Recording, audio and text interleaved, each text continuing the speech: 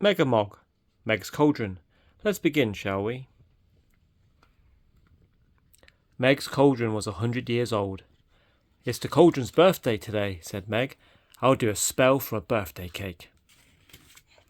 Ear of toad and tongue of snake, make a special birthday cake.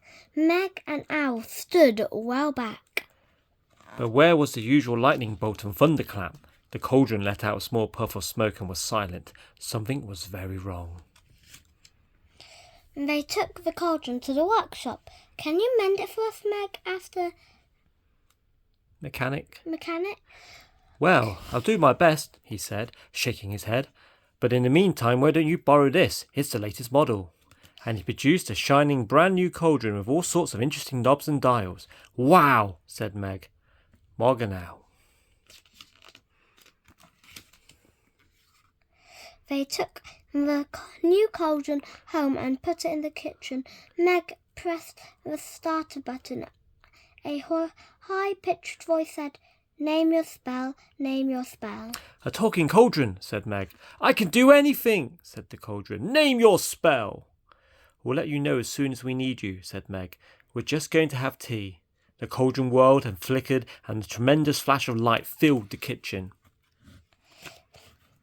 When it died down, the table had been laid with delicious meal.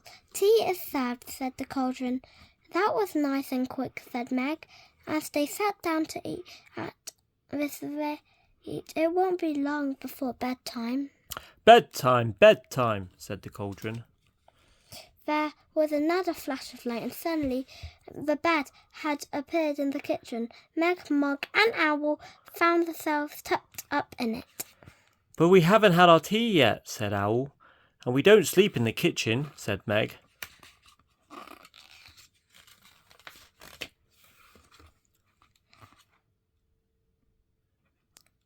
"Not in the kitchen," said the cauldron, and with another flash, the bed is... And all its occupants were out in the garden. We don't sleep in the garden either, said Meg crossly. Not in the garden, said the cauldron. Flash! The bed flew up at the top of the house and bounced on the chimney. And we certainly don't sleep on the roof, said Meg. These are some of the worst spells I've ever seen, said Mog. And that's saying something, muttered Owl. Meg ignored him. They were all wishing they had their old cauldron back.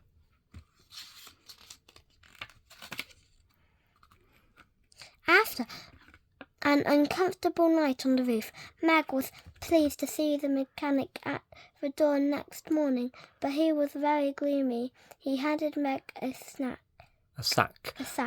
"I'm afraid I tried everything with your cauldron, but its days are over."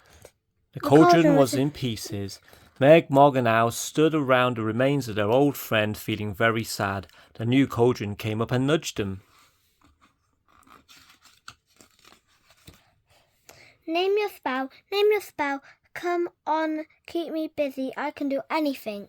Be quiet, said Meg. "I'm sorry our poor cauldron is broken and useless. We'll never get it back." The new cauldron bounced up and down. Why didn't you say, I can do anything?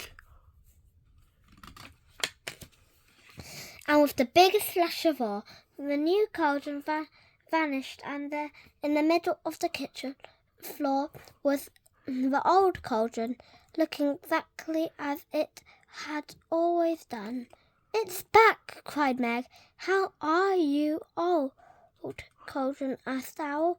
There's only one way to find out," said Meg. "I'll do a spell." Ear of toad and tongue of snake, make a special birthday cake. The old cauldron let off a terrific bolt of lightning and a clap of thunder, and a birthday cake shot out of its mouth.